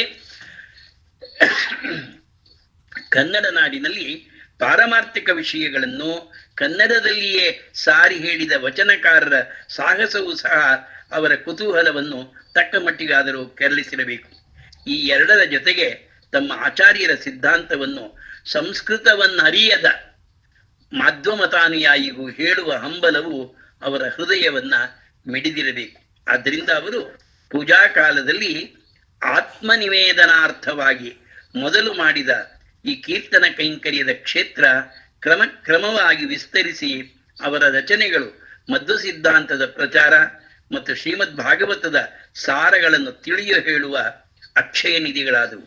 ಶ್ರೀಪಾದರಾಜರು ಕನ್ನಡದಲ್ಲಿ ಕೀರ್ತನೆಗಳನ್ನು ರಚಿಸುವ ವೇಳೆಗೆ ಸರಿಯಾಗಿ ತೆಲುಗಿನಲ್ಲಿ ಅನ್ನಮಾಚಾರ್ಯರ ಅವರ ಕಾಲ ಕ್ರಿಸ್ತಶಕ 1424ರಿಂದ 1503 ಕೀರ್ತನೆಗಳು ಪುಂಖಾನುಪುಂಖವಾಗಿ ಪ್ರಚಾರವಾಗತೊಡಗಿದ್ದವು. ಹರಿದಾಸ ಸಾಹಿತ್ಯದಲ್ಲಿ ಶ್ರೀಪಾದರಾಜರು ಪ್ರಯೋಗಿಸಿರುವ ಕೀರ್ತನೆ, ಸುಳಾದಿ, ಉಗಾಭೋಗ, ವೃತ್ತನಾಮ, ದಂಡಕ ಮೊದಲಾದ ವಿವಿಧ ಗೇಯ ಪ್ರಕಾರಗಳಿಗೆ ಯಾವ ಯಾವ ದಿಕ್ಕುಗಳಿಂದ ಅವರಿಗೆ ಪ್ರೇರಣೆ ದೊರೆತಿರಬಹುದೆಂಬುದನ್ನು ಸಂಗೀತ ತಜ್ಞರು ಶಾಸ್ತ್ರೀಯವಾಗಿ ವಿಚಾರಿಸಬೇಕಾಗಿದೆ. ಶ್ರೀಪಾದರಾಜರು ಹರಿದಾಸ ಸಾಹಿತ್ಯ ಸೃಷ್ಟಿಗೆ ಶ್ರೀಕಾರವನ್ನು ಬರೆದ ಮಹಾನುಭಾವರಾದುದರಿಂದ ಅವರ ಕೊಡುಗೆಯ ಮಹತ್ವವೇನು ಎನ್ನುವುದನ್ನು ಇಲ್ಲಿ ಸ್ಥೂಲವಾಗಿ ನಿರ್ದೇಶಿಸಬಹುದಾಗಿದೆ. ಯತಿಶ್ರೇಷ್ಠರಾದ ಅವರು ಹರಿದಾಸ್ಯವನ್ನು ಹೇಗೆ ಸಾಧಿಸರೆನ್ನುವುದನ್ನ ಆತ್ಮಗೀತೆಗಳಂತಿರುವ ಅವರ ಅನೇಕ ಕೃತಿಗಳಲ್ಲಿ ಕಾಣಬಹುದು. ಅನ್ನಂತ ಕಾಲದಲ್ಲಿ ನಿನ್ನ ನಾನರಿಯದೆ ಭವಗಳಲ್ಲಿ ಬಂದೆನೋ, ಅನ್ನಂತ ಕಾಲದಲ್ಲಿ ನಿನ್ನವನೆನಿಸದೆ ಮೂರ್ಖನಾದೆನೋ, ಅನ್ನಂತ ಕಾಲದಲ್ಲಿ ನಿನ್ನ ಚರಣರತಿ ಇಲ್ಲದೆ ನೊಂದೆನೋ, ಅನ್ನಂತ ಕಾಲದಲ್ಲಿ ಅದಾವ ಪುಣ್ಯದಿಂದ ಬಂದು ಇಂದು ನಿನ್ನವನೆನಿಸಿದೆ, ಅದಾವ ಪುಣ್ಯದಿಂದಲೆನ್ನ ಮನ ನಿನ್ನಲೆರಗಿತೋ ನೋಯದಂತೆ ಎನ್ನ ಪೊರೆದು ಲಾಲಿಸೋ ದೀನನಾಥ ಶ್ರೀರಂಗ ವಿಠಲ ಎಂಬ ಮಾತುಗಳನ್ನು ಆಲಿಸಿದರೆ ಅವರ ಹೃದಯದ ಆವೇಗ ಆವೇಶಗಳನ್ನು ಯಾರಾದರೂ ಊಹಿಸಿಕೊಳ್ಳಬಹುದು.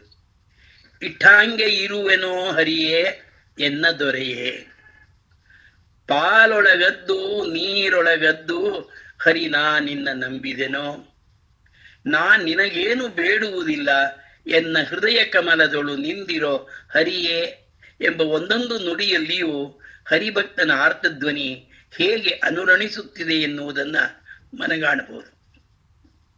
ಶ್ರೀಪಾದರಾಜರು ಕಲ್ಪಿಸಿಕೊಂಡಿರುವ ಆದರ್ಶ ಹರಿದಾಸನ ಚಿತ್ರವನ್ನು ಅವರ ಆತ್ಮನಿವೇದನೆಯನ್ನು ವ್ಯಕ್ತಪಡಿಸುವ ಒಂದು ರಚನೆಯಿಂದಲೇ ನಾವು ತಿಳಿಯಬಹುದು.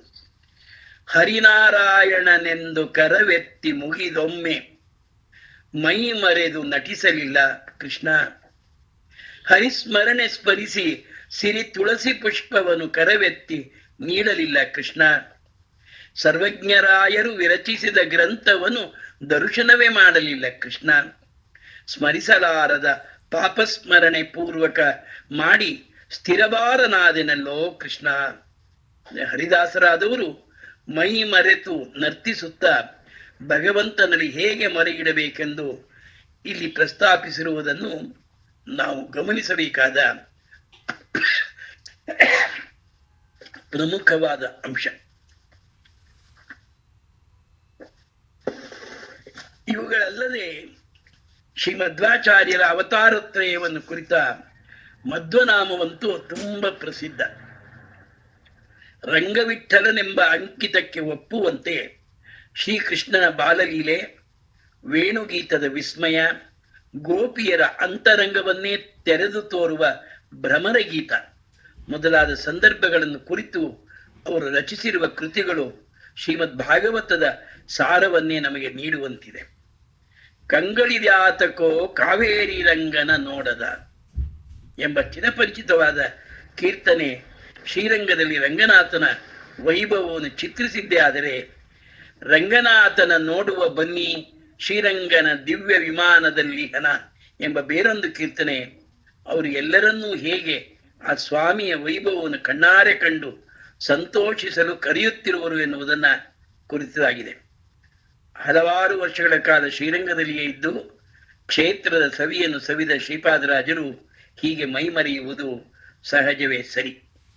ತಿರುಪತಿಗೆ ತೀರ ಸಮೀಪದಲ್ಲಿಯೇ ವಸತಿ ಮಾಡಿಕೊಂಡಿದ್ದ ಯತಿವರ್ಯರು ಹರೇ ವೆಂಕಟಶೈಲವಲ್ಲಭ ತೊರೆಯಬೇಕು ಎಂದು ಆತ್ಮಸಮರ್ಪಣೆ ಮಾಡಿಕೊಳ್ಳುವ ಅವರ ಕರೆಯೂ ಸಹ ಇಷ್ಟೇ ಗಾಢವಾದದ್ದು. ರಂಗಾ ಮನೆಗೆ ಬಾರೋ ಕೃಪಾಂಗ ಶ್ರೀರಂಗರಂಗ ಕಲುಷ ವಿಭಂಗ ಗರುಡ ತುರಂಗ ನವಮೋಹನಾಂಗ ಶ್ರೀರಂಗ ಎಂದು ತಮ್ಮ ಅಂತರಂಗವನ್ನೇ ಆತನಿಗಾಗಿ ತೆರೆದಿಟ್ಟು, ಆತನು ಬಂದಾಗ ತಾವು ಹೇಗೆ ಸೇವೆ ಸಲ್ಲಿಸುವೆನೆಂಬ ಅವರ ನಿರೂಪಣೆಯಂತೂ ಅಸದೃಶವಾಗಿದೆ. ಶ್ರೀಪಾದರಾಜರ ರಚನೆಗಳಲ್ಲಿ ಕಂಡುಬರುವ ಆತ್ಮೀಯತೆ, ಸರಳತೆ, ಸಹಜತೆ ಮೊದಲಾದವು ದಾಸ ಸಾಹಿತ್ಯದ ಪ್ರಾರಂಭದ ಪ್ರಾಯೋಗಿಕತೆಗಳಿಗೆ ತಕ್ಕಂತಿವೆ. ಅವರ ಶೈಲಿಯ ಸೌಕುಮಾರ್ಯ, ಧ್ಯೇಯ ಪ್ರಕಾರಗಳ ವೈವಿಧ್ಯ, ಆಧ್ಯಾತ್ಮಿಕ ಔನ್ನತ್ಯಗಳು ಗಮನಾರ್ಹವಾದವು. ಶ್ರೀಪಾದರಾಜರನ್ನು ಕುರಿತು ಶ್ರೀ ವ್ಯಾಸರಾಯರು ಹರಿಪದಾಂಬುಜ ಭೃಂಗ ಪರಮತಾಗಿ ವಿಹಂಗ ಪರಮ ಸುಗುಣಾಂತರಂಗ ಭವದುರಿತ ಭಂಗ ಶರಣ ಕೀರ್ತಿ ತರಂಗ ಶತ್ರುತಿಮೀರ ಪತಂಗ ಶರಣು ಶುಭ ಚರಿತಾಂಗ ಪಟಾಸ್ತ್ರ ಸಂಘ ಶಾಸ್ತ್ರ ಸಂಘ ಎಂದು ಕೊಂಡಾಡಿರುವ ನುಡಿಗಳಾಗಲಿ, ಶ್ರೀ ವಾದಿರಾಜರ ಶ್ರೀಪಾದರಾಯರ ದಿವ್ಯ ಶ್ರೀಪಾದವ ಭಜಿಸುವೆ, ವಾಗ್ವಜ್ರಗಳಿಂದ ಮಾಯಾವಾದಿಗಳೆಲ್ಲರ ಬಾಯ ಬೀಗ ಬಿಕ್ಕಿ ಮುದ್ರಿಸಿದ ಬಿಂಕಗಳ ಬಿಡಿಸುವ, ವ್ಯಾಸರಾಯರಿಗೆ ವಿದ್ಯಾಭ್ಯಾಸ ಮಾಡಿಸುವ ದಾಸರ ನಾಮಗಳಿಂದ ಲೇಸುಲೇಸೆಂದೆನಿಸಿಕೊಂಬ ಎನ್ನುವ ಪ್ರಶಸ್ತಿಯಾಗಲಿ ಎಷ್ಟು ಅರ್ಥಪೂರ್ಣವಾದುದು ಎನ್ನುವುದು ಅವರ ಮಹತ್ ಕಾರ್ಯ ಮತ್ತು ರಸವತ್ತಾದ ಕೃತಿಗಳಿಂದ ಸ್ಪಷ್ಟವಾಗುತ್ತದೆ. 98 ವರ್ಷಗಳ ಕಾಲ ಬಾಳಿ ಬದುಕಿದ ಶ್ರೀಪಾದರಾಜರು ತಮ್ಮ ದೀರ್ಘ ಜೀವನದಲ್ಲಿ ಅನೇಕ ಧಾರ್ಮಿಕ ಕಾರ್ಯಗಳನ್ನು ನಡೆಸಿ ಕಡೆಗೆ ಮುಳುಬಾಗಿಲಿನಲ್ಲಿರುವ ಪ್ರಶಾಂತವಾದ ನರಸಿಂಹವನದಲ್ಲಿ ವೃಂದಾವನಸ್ಥರಾದರು. ಶ್ರೀಪಾದರಾಜ ಶಿಷ್ಯಶ್ರೇಷ್ಠರಾದ ಶ್ರೀ ವ್ಯಾಸರಾಯರು ಕ್ರಿಸ್ತಶಕ 1447ರಿಂದ 1539. ಇವರು ಸಹ ತಮ್ಮ ಗುರುಗಳ ಈ ಮೇಲು ಪಂಕ್ತಿಯನ್ನು ಸ್ವಲ್ಪವೂ ತಪ್ಪದೆ ಮುಂದುವರಿಸಿದರು. ಬನ್ನೂರಿನಲ್ಲಿ ಹುಟ್ಟಿ ಶ್ರೀ ಬ್ರಹ್ಮಣ್ಯ ತೀರ್ಥರ ನೇತೃತ್ವದಲ್ಲಿ ಶ್ರೀ ವ್ಯಾಸತೀರ್ಥರೆಂಬ ಆಶ್ರಮನಾಮವನ್ನು ಪಡೆದು ಕಂಚಿಯಲ್ಲಿ ಷಡ್ದರ್ಶನಗಳಲ್ಲಿ ಪಾರಂಗತರಾಗಿ ಆ ಬಳಿಕ ಶ್ರೀಪಾದರಾಜರಿದ್ದ ಮುಳುಬಾಗಿಲಿನಲ್ಲಿಯೇ ದ್ವೈತ ಸಿದ್ಧಾಂತದಲ್ಲಿ ಪ್ರವೀಣರೆನಿಸಿ ವಿಜಯನಗರದ ಅರಸರ ಪರಂಪರೆಯಲ್ಲಿ ಅತ್ಯಂತ ಹೆಸರುವಾಸಿಯಾದ ಶ್ರೀ ಕೃಷ್ಣದೇವರಾಯನ ರಾಜಗುರುಗಳೆನ್ನಿಸಿ ಮೆರೆದ ಈ ಮಹಿಮರ ಜೀವನ ಆದ್ಯಂತವೂ ಅತ್ಯಂತ ಪ್ರಶಸ್ತವಾದದ್ದು. ಶ್ರೀ ವ್ಯಾಸತೀರ್ಥರು ರಚಿಸಿರುವ ನ್ಯಾಯಾಮೃತ, ಚಂದ್ರಿಕಾ ಮತ್ತು ತರ್ಕತಾಂಡವ ಎಂಬ ಸಿದ್ಧಾಂತ ಗ್ರಂಥಗಳು ವೇದಾಂತ ಸಾಮ್ರಾಜ್ಯದಲ್ಲಿ ಆಚಂದ್ರಾರ್ಕವಾದವು.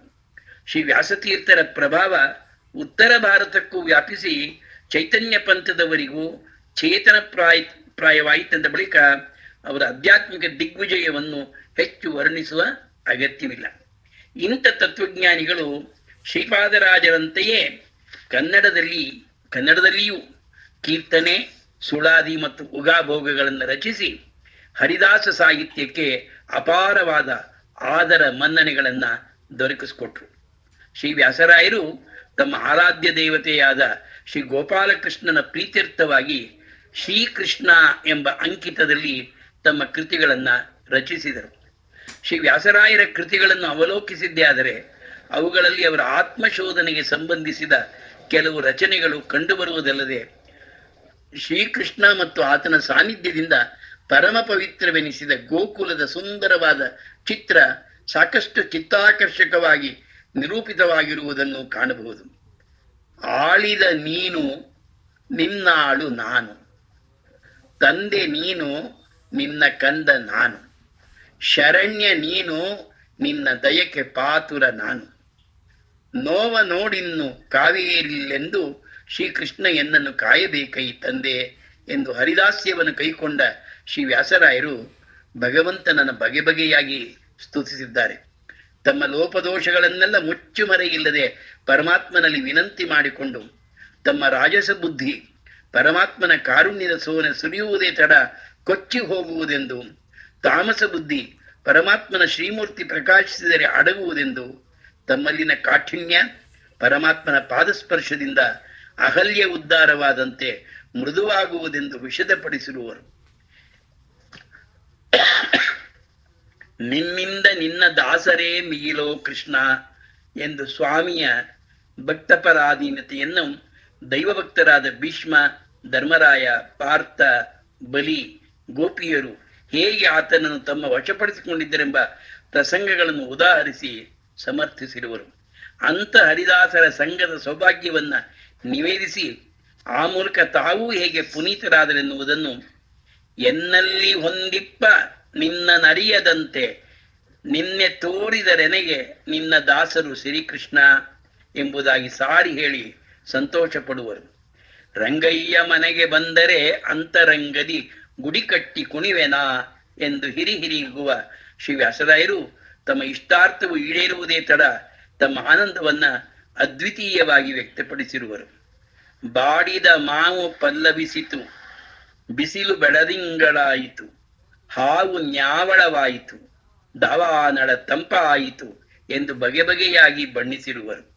ಸ್ವಾಮಿಯ ಕೃಪಾ ಕಟಾಕ್ಷದಿಂದ ಅಪ್ರಿಯವಾದ ವಸ್ತುಗಳು ಪ್ರಿಯವಾದುವು ಎಂದ ಬಳಿಕ ಅದೊಂದು ಅಸದೃಶವಾದ ಪರಿವರ್ತನೆಯೇ ಸರಿ.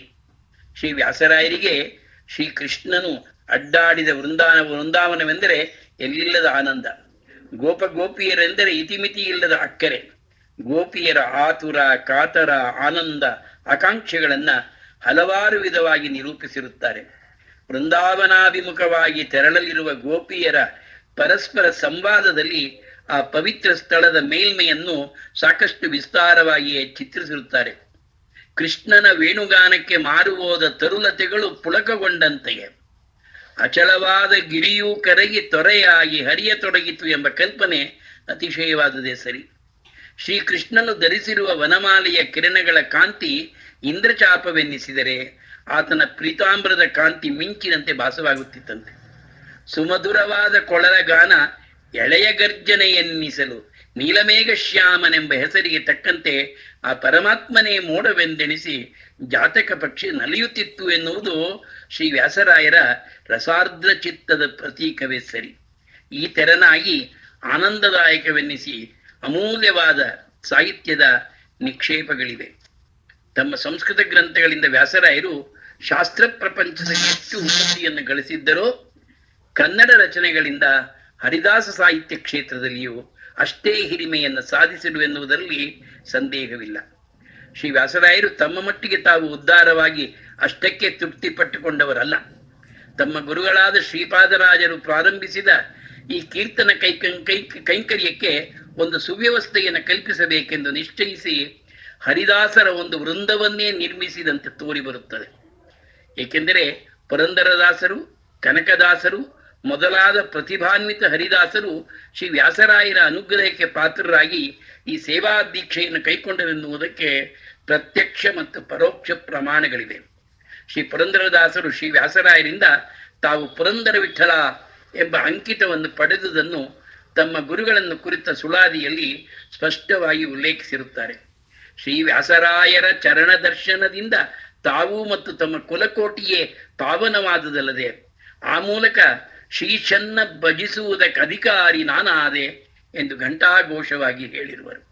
ಈ ನಡೆದಾದ ಸುಳಾದಿಯಲ್ಲಿ ಶ್ರೀ ವ್ಯಾಸರಾಯರ ಮಹಾತ್ಮೆಯನ್ನು ಮನಪೂರ್ವಕವಾಗಿ ಕೊಂಡಾಡಿ ಕಡೆಗೆ ಗುರು ವ್ಯಾಸರಾಯರ ಚರಣವೆನಗೆ ಗತಿ, ಪುರಂದರ ವಿಠಲನ ಅರಿತೆ ಇವನಿಂದ ಎಂದು ಹೇಳಿ ಕೃತಾರ್ಥರಾಗಿರುವರು.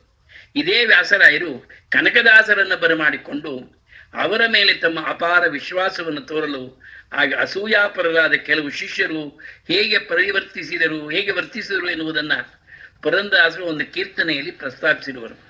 ಶ್ರೀ ವ್ಯಾಸರಾಯರು ಪುರಂದರದಾಸರ ಅಸದೃಶವಾದ ಕಾರ್ಯವನ್ನು, ಹರಿದಾಸ್ಯವನ್ನು ಮೆಚ್ಚಿ ದಾಸರೆಂದರೆ ಪುರಂದರದಾಸರಯ್ಯ ಎಂದು ಶ್ಲಾಘಿಸಿ, ಉಳಿದ ಹರಿದಾಸರ ಅವಗುಣಗಳನ್ನ ಖಂಡಿಸಿ, ನೀತಿ ಎಲ್ಲವನರಿತು ನಿಗಮವೇದ್ಯನ ನಿತ್ಯ ವಾತಸುತನಲ್ಲಿಗನ ವರ್ಣಿಸುತ್ತಲಿ ಗೀತನರ್ತನದಿಂದ ಕೃಷ್ಣನ್ನ ಪೂಜಿಸುವ ಪೂತಾತ್ಮ ಪುರಂದರದಾಸರಿವರಯ್ಯ ಎಂದು ತೀರ್ಮಾನಿಸಿರುವುದನ್ನು ಕಂಡ್ರೆ ಅವರ ನೇತೃತ್ವದಲ್ಲಿ ಒಂದು ಹರಿದಾಸರ ತಂಡವೇ ಏರ್ಪಟ್ಟಿತ್ತೆನ್ನುವುದು ನಿರ್ಧಾರವಾಗುತ್ತದೆ. ಈ ಸಮಕಾಲೀನ ಪ್ರಮಾಣಗಳಿಂದ ಶ್ರೀ ವ್ಯಾಸರಾಯರು ಹರಿದಾಸಕೂಟದ ನಿರ್ಮಾತೃಗಳು ಎನ್ನುವುದು ಸ್ಪಷ್ಟವಾಗುತ್ತದೆ. ಪುರಂದರದಾಸರು ಮತ್ತು ಕನಕದಾಸರಂತಹ ಉಜ್ವಲ ಪ್ರಭೆಯಲ್ಲಿ ಉಳಿದ ಹರಿದಾಸರ ಹೆಸರುಗಳು ಎಂದು ಕೇಳಿ ಬರುವುದಿಲ್ಲವೆಂದು ಊಹಿಸದೆ ಬೇರೆ ಮಾರ್ಗವಿಲ್ಲ. ಶ್ರೀ ವ್ಯಾಸರಾಯರು ತಮ್ಮ ವಿದ್ಯಾಗುರುಗಳನ್ನು ಮಹಿಮೆ ಸಾಲದೆ, ಇಷ್ಟೇ ಮಹಿಮೆ ಸಾಲದೆ ಎಂದು ಮೊದಲು ಮಾಡಿ ಶ್ರೀಪಾದರಾಜರ ಜೀವನದಲ್ಲಿ ನಡೆದ ಅದ್ಭುತ ಮಹಿಮಾತಿಶಯಗಳನ್ನು ವರ್ಣಿಸಿದರೆ, ಅವರು ತಮ್ಮ ಶಿಷ್ಯವರೇಣ್ಯರಾದ ಶ್ರೀ ವ್ಯಾಸರಾಯರನ್ನು ಸಾಸಿರ ಜಿಹ್ವೆಗಳುಳ್ಳ ಶೇಷನೇ ಕೊಂಡಾಡಬೇಕು ವ್ಯಾಸರಾಯರ ಸನ್ಯಾಸದಿರವ ಎಂದು ಹೃತ್ಪೂರ್ವಕವಾಗಿ ಹೊಗಳಿ, ಅವರು ನೆರವೇರಿಸಿದ ಪುಣ್ಯ ಕಾರ್ಯಗಳು ಮತ್ತು ಅವರ ಭಕ್ತಿ ಕೈಂಕರ್ಯವನ್ನು ನಿರೂಪಿಸಿರುತ್ತಾರೆ. ಹರಿದಾಸ ಸಾಹಿತ್ಯದ ಸಂವರ್ಧನೆಗೆ ಈ ಬಗೆಯಾದ ಗುರು ಶಿಷ್ಯರ ಪರಸ್ಪರ ಅನುರಾಗ ಅಭಿಮಾನಗಳು ಬಹಳ ಮಾರ್ಗದರ್ಶಕವಾದವು ಎನ್ನುವುದು ಸಂತೋಷದ ಸಂಗತಿ. ಶ್ರೀ ವ್ಯಾಸರಾಯರ ತರುವಾರ ಅವರ ಸಂಸ್ಥಾನಕ್ಕೆ ಶ್ರೀ ವ್ಯಾಸರಾಯರ ಮಠವೆಂಬ ಹೆಸರು ರೂಢಿಯಲ್ಲಿ ಬಂದದ್ದನ್ನು ಕಂಡರೆ ಅವರ ಸಾಧನೆ ಸಿದ್ಧಿಗಳೆಷ್ಟು ಎನ್ನುವುದು ವೇದ್ಯವಾಗುತ್ತದೆ. ಶ್ರೀ ವ್ಯಾಸರಾಯರ ಪರಂಪರೆಯಲ್ಲಿ ಈ ಕೀರ್ತನ ಕೈಂಕರ್ಯ ಹೇಗೆ ಉಳಿದು ಬಂದಿದೆ ಎನ್ನುವುದಕ್ಕೆ ಪ್ರಕೃತ ಶತಮಾನದಲ್ಲಿ ಬದುಕಿ ಬಾಳಿದ ಶ್ರೀ ವಿದ್ಯಾಪ್ರಸನ್ನ ತೀರ್ಥರು ಅನೇಕ ಕೀರ್ತನೆಗಳನ್ನು ರಚಿಸಿರುವುದು ಒಂದು ನಿದರ್ಶನ ಎನ್ನಬಹುದು. ಟೈಮ್ ಇದೆಯಾ? ಹರಿದಾಸ ಸಾಹಿತ್ಯ ಕ್ಷೇತ್ರದಲ್ಲಿ ಈ ಯತಿವರ್ಯರ ಪರಂಪರೆಯಲ್ಲಿ ಕಂಡುಬರುವ ಮತ್ತೊಬ್ಬ ಮಹಿಮನೆಂದರೆ ಶ್ರೀ ವಾದಿರಾಜರು. ಕ್ರಿಸ್ತಶಕ 1480ರಿಂದ 1600 ಅಂದ್ರೆ 120 ವರ್ಷ ಬದುಕಿದವರು. ಉಡುಪಿಯ ಅಷ್ಟಮಠಗಳ ಅಂದಿನ ಯತಿ ಪರಂಪರೆಯಲ್ಲಿ ಬೇರೆ ಯಾರೂ ಈ ಕೀರ್ತನ ಕೈಂಕರ್ಯವನ್ನು ಕೈಕೊಂಡ ಯಾವ ಪ್ರಸಂಗವೂ ಈವರೆಗೆ ತಿಳಿದು ಬಂದಿಲ್ಲ. ಈ ದೃಷ್ಟಿಯಿಂದ ಶ್ರೀವಾದಿರಾಜರ ಈ ಸೇವಾ ದೀಕ್ಷೆ ಅಕ್ಷರಶಃ ಅದ್ವಿತೀಯವಾದುದೇ ಸರಿ. ಶ್ರೀ ವಾದಿರಾಜರು ಕೆಲವು ಕಾಲ ಶ್ರೀ ವ್ಯಾಸರಾಜರ ಬಳಿ ಇದ್ದುದರಿಂದ ಇದು ತಾವು ಕಂಡ ಯತಿವರ್ಯರಿಬ್ಬರ ಕೀರ್ತನ ಕೈಂಕರ್ಯದ ಪ್ರಭಾವವೇ ಇರಬಹುದು ಎಂದು ಊಹಿಸಬಹುದಾಗಿದೆ. ಶ್ರೀ ವಾದಿರಾಜರು ಸಂಸ್ಕೃತದಲ್ಲಿ ರಚಿಸಿರುವ ಯುಕ್ತಿ ಮಲ್ಲಿಕ, ಸರಸ ಭಾರತೀ ವಿಲಾಸ, ರುಕ್ಮಿಣೀಶ ವಿಜಯ, ತೀರ್ಥ ಪ್ರಬಂಧ ಮತ್ತು ಹಲವಾರು ಸ್ತೋತ್ರಗಳು ಶಾಸ್ತ್ರ ಹಾಗೂ ಸಾಹಿತ್ಯ ದೃಷ್ಟಿಯಿಂದ ಪ್ರೌಢವಾಗಿವೆ. ಉಡುಪಿಯ ಅನತಿ ದೂರದಲ್ಲಿರುವ ಕುಂಬಾಸಿಯಲ್ಲಿ ಹುಟ್ಟಿ ಬೆಳೆದು ಅಂದಿನ ಸೋದೆಯ ಮಠದಲ್ಲಿ ಶ್ರೀ ವಾಗೀಶ ತೀರ್ಥರ ಅನುಗ್ರಹಕ್ಕೆ ಪಾತ್ರರಾಗಿ ತಮ್ಮ ಪೂರ್ವಾಶ್ರಮದ ವರಾಹವೆಂಬ ಹೆಸರಿಗೆ ಬದಲಾಗಿ ಶ್ರೀ ವಾದಿರಾಜ ತೀರ್ಥರೆಂಬ ಆಶ್ರಮ ನಾಮವನ್ನು ಪಡೆದು ತಮ್ಮ ಚಿಕ್ಕ ವಯಸ್ಸಿನಲ್ಲಿಯೇ ವೇದಾಂತ ಸಾಮ್ರಾಜ್ಯದಲ್ಲಿ ಅತ್ಯಂತ ಪ್ರತಿಭಾನ್ವಿತರೆಂದು ಹೆಸರುವಾಸಿಯಾದರು. ಶ್ರೀಪಾದಂಗಳವರು ಸೋದೆಯ ಸಂಸ್ಥಾನದ ಪೀಠಕ್ಕೆ ಬಂದೊಡನೆಯೇ ಅನೇಕ ಸುಧಾರಣೆಯ ಕಾರ್ಯಗಳನ್ನು ಕೈಗೊಂಡರು. ಉಡುಪಿಯಲ್ಲಿ ಇಂದಿಗೂ ನಡೆದುಕೊಂಡು ಬರುತ್ತಿರುವ 2 ವರ್ಷಗಳ ಪರ್ಯಾಯ ಪದ್ಧತಿಗೆ ಅವರು ಕಾರಣಕರ್ತರು. ಅವರು ಸ್ವಮತೀಯರ ಅಭಿಮಾನ ಆದರಗಳನ್ನು ಪಡೆದದಷ್ಟೇ ಅಲ್ಲದೆ ಅನ್ಯಮತೀಯರ ಗೌರವಕ್ಕೂ ಪಾತ್ರರಾದರು. ತಿರಸ್ಕೃತರಾಗಿದ್ದ ಕೋಟೇಶ್ವರದ ಬ್ರಾಹ್ಮಣರು, ಮಾಗಣೆಯವರು ಮತ್ತು ಸ್ವರ್ಣಕಾರರು ಮೊದಲಾದವರಿಗೆ ತಮ್ಮ ಮಠದ ದೀಕ್ಷೆಯನ್ನಿತ್ತು ಉದ್ಧರಿಸಿದ ಉದಾರ ಚಿತ್ತರಿವರು. ಹೀಗೆಯೇ ಸಾರಸ್ವತ ಮತದ ಕೆಲವು ಶಾಖೆಗಳವರು ಸಹ ಇವರಿಂದ ಚಕ್ರಾಂಕವನ್ನು ಪಡೆದು ಮಾಧ್ವ ಸಂಪ್ರದಾಯದ ಅನುಯಾಯಿಗಳಾದರು. ಶ್ರೀಪಾದರಾಯರು ಮತ್ತು ಶ್ರೀವ್ಯಾಸರಾಯ ಯತಿಶ್ರೇಷ್ಠರಂತೆಯೇ ಶ್ರೀವಾದಿರಾಜರು ಸಹ ಅಂದಿನ ವಿಜಯನಗರದ ರಾಜರಿಂದ ಸನ್ಮಾನಿತರಾಗಿ ಪ್ರಸಂಗಾಭರಣ ತೀರ್ಥರೆಂಬ ಬಿರುದನ್ನು ಪಡೆದರು. ಸೋದೆಯ ಮಾಂಡಲಿಕನಾಗಿದ್ದ ಅರಸಪ್ಪ ನಾಯಕನಿಗೆ ಒದಗಿದ ಆಪತ್ತನ್ನು ಪರಿಹರಿಸುವುದರಿಂದ ಆತನು ಯತೀಶ್ವರರಿಗೆ ನಾನಾ ಬಗೆಯಾಗಿ ರಾಜಮರ್ಯಾದೆಗಳನ್ನು ನೀಡಿ ಗೌರವಿಸಿದರು. ಆತನು ದಾನವಾಗಿದ್ದ ಸೋದೆಯಲ್ಲಿ ತ್ರಿವಿಕ್ರಮ ದೇವರೇ ಮೊದಲಾದ ಇತರ ದೇವತೆಗಳ ಗುಡಿಗಳನ್ನು ಕಟ್ಟಿಸಿ ಪಂಚವೃಂದಾವನಗಳನ್ನು ನಿರ್ಮಿಸಿ ಎಂದೆಂದಿಗೂ ಅದು ಪವಿತ್ರ ತೀರ್ಥಕ್ಷೇತ್ರಗಳಲ್ಲಿ ಒಂದಾಗಿ ವಿರಾಜಿಸುವಂತೆ ಮಾಡಿದ ಪ್ರಶಸ್ತಿ ಶ್ರೀ ವಾದಿರಾಜರಿಗೆ ಸಲ್ಲತಕ್ಕದ್ದು. ತಮ್ಮ 120 ವರ್ಷಗಳ ದೀರ್ಘಾವಧಿಯ ಜೀವಮಾನದಲ್ಲಿ ತಮ್ಮ ಪಾಲಿಗೆ ಬಂದ 5 ಪರ್ಯಾಯಗಳಲ್ಲಿ ಕಡೆಯದನ್ನು ಈ ಪವಿತ್ರ ಕ್ಷೇತ್ರದಲ್ಲಿ ನೆರವೇರಿಸಿ ಕಡೆಗೆ ಅಲ್ಲಿಯೇ ವೃಂದಾವನ ಪ್ರವೇಶ ಮಾಡಿದ ಮಹಾಮಹಿಮರು ಇವರು. ಶ್ರೀ ವಾದಿರಾಜರ ಸಮಗ್ರ ಜೀವನವನ್ನು ಅವಲೋಕಿಸಿದರೆ ಅವರು ಎಂತಹ ಪರಿವರ್ತನ ಪ್ರಿಯರು ಎನ್ನುವುದು ವ್ಯಕ್ತವಾಗ್ತದೆ. ಇಂತಹ ಯತಿವರೇಣ್ಯರಿಗೆ ತಮ್ಮ ಚಿಕ್ಕ ವಯಸ್ಸಿನಲ್ಲಿಯೇ ಶ್ರೀಪಾದರಾಜರು, ಶ್ರೀವ್ಯಾಸರಾಯರಂತಹ ಯತಿಗಳ ಸ್ನೇಹ ಸಂಪರ್ಕಗಳು ಆದದ್ದು ಒಂದು ಮಹಾಯೋಗವೆಂದೇ ಹೇಳಬೇಕು. ಈ ಉದಾರ ಸ್ವಭಾವದವರ ಗಮನ ತಮ್ಮ ಸಮಕಾಲೀನರಾದ ಶ್ರೀಪಾದರಾಜರು ಮತ್ತು ಶ್ರೀವ್ಯಾಸರಾಯರು ಪಾಮರವಾಗಿ ಪ್ರಾರಂಭಿಸಿದ ಕನ್ನಡ ಕೀರ್ತನೆಗಳ ರಚನೆಯ ಕಡೆಗೆ ಹರಿದಿದ್ದು ಸಹಜವೇ ಸರಿ. ಶ್ರೀ ವಾದಿರಾಜ ತೀರ್ಥರು ಕನ್ನಡ ಹರಿದಾಸ ಸಾಹಿತ್ಯ ಪ್ರವರ್ಧನೆಗೆ ಸಲ್ಲಿಸಿರುವ ಸೇವೆ ಅವರು ಸಂಸ್ಕೃತ ಶಾಸ್ತ್ರ ಸಾಹಿತ್ಯಕ್ಕೆ ಸಲ್ಲಿಸಿರುವ ಸೇವೆಯಷ್ಟೇ ಹಿರಿದಾದುದು ಮಾತ್ರವಲ್ಲದೆ ಒಂದು ಬಗೆಯಲ್ಲಿ ವಿಶಿಷ್ಟವೂ ಆದುದು. ಆತ್ಮಚಿಂತನೆ, ಆತ್ಮ ಪರೀಕ್ಷಣೆಗಳನ್ನು ಕುರಿತ ಕೆಲವು ರಚನೆಗಳಲ್ಲಿ ಅವರ ಅಂತರಂಗದ ದರ್ಶನವಾಗುವುದು. ತಮ್ಮ ಇಷ್ಟದೇವತೆಯಾದ ಹಯವದನ ಎಂಬ ಅಂಕಿತದಲ್ಲಿ ಕೃತಿಗಳನ್ನ ರಚಿಸಿರುವರು. ಸಮಸ್ತ ವಿದ್ಯಾಪಾರಂಗತರಾಗಿ ಪ್ರತಿವಾದಿ ಭಯಂಕರರೆನ್ನಿಸಿ ಮೆರೆದ ಶ್ರೀವಾದಿರಾಜರು ಮದವನ್ನು ಹೇಗೆ ಖಂಡಿಸಿರುವರೆಂಬುದು ಅತ್ಯಂತ ಅರ್ಥವತ್ತಾಗಿದೆ. ಓದುವೆನು ವಿದ್ಯೆಗಳ ಓದನದ ಬಯಕೆಯಲ್ಲಿ, ಸಾಧುಶಾಸ್ತ್ರಗಳ ಮರೆದು ತೊರೆದು ಕಾದುವೆನು ತರ್ಕವು ವ್ಯಾಕರಣ ಬಲದಿಂದ ಬೀದಿ ಬೀದಿಯಲ್ಲಿ ಚರಿಸಿ ಅರಸಿ ಎಂಬ ಮುಚ್ಚುಮರೆಯಿಲ್ಲದ ಮಾತುಗಳನ್ನು ಆಲಿಸಿದರೆ ಅವರು ಪಾಂಡಿತ್ಯದ ಸೊಕ್ಕಿಗೆ ಸಿಕ್ಕಿ ಬೀಳಂತೆ ಹೇಗೆ ಪ್ರಜ್ಞಾಪೂರ್ವಕವಾಗಿ ಎಚ್ಚರವಾಗಿದ್ದರು ಎಂಬುದಲ್ಲದೆ ಆ ಬಗ್ಗೆ ಅಪ್ಪಿತಪ್ಪಿದ್ದೇ ಆದರೆ ಎಷ್ಟು ಪಶ್ಚಾತ್ತಾಪ ಪಡುತ್ತಿದ್ದರೆನ್ನುವುದು ವ್ಯಕ್ತವಾಗುತ್ತದೆ. ಪರಮಾತ್ಮನಲ್ಲಿ ಏಕಾಗ್ರ ಚಿತ್ತವನ್ನು ಕೋರುವವರ ಹಂಬಲ ಈ ಕೆಳಗಿನ ಉಗಾಭೋಗದಲ್ಲಿ ಸಾಕಷ್ಟು ಪ್ರಭಾವಶಾಲಿಯಾಗಿ ಪ್ರಕಟವಾಗುತ್ತದೆ. ನಿನ್ನ ಧ್ಯಾನದ ಶಕ್ತಿಯ ಕೊಡೋ, ಅನ್ಯರಲ್ಲಿ ವಿರಕ್ತಿಯ ಕೊಡೋ, ನಿನ್ನ ನೋಡುವ ಯುಕ್ತಿಯ ಕೊಡೋ, ನಿನ್ನ ಪಾಡುವ ಭಕ್ತಿಯ ಕೊಡೋ, ನಿನ್ನತ್ತೆ ಬರುವ ಸಂಪತ್ತಿಯ ಕೊಡೋ, ಚಿತ್ತದಿ ತತ್ವದ ಕೃತ್ಯವ ಕೊಡೋ, ಮತ್ತೆ ತುದಿಯಲ್ಲಿ ಎನಗೆ ಮುಕ್ತಿಯ ಕೊಡೋ, ಅತ್ತತ್ತ ಮಾಡೋ ಭವಕತ್ತಲೆಯನೆಗೆ ಮುತ್ತಿದೆ ಹಯವದನ. ಶ್ರೀ ವಾದಿರಾಜರ ವ್ಯಕ್ತಿತ್ವದಲ್ಲಿ ಎದ್ದು ಕಾಣುವ ಎಲ್ಲ ಲಕ್ಷಣಗಳಿಗೂ ಈ ಪುಟ್ಟ ಉಗಾಭೋಗ ಒಳ್ಳೆಯ ಪೀಠಿಕೆಯಂತಿದೆ ಎನ್ನಬಹುದು.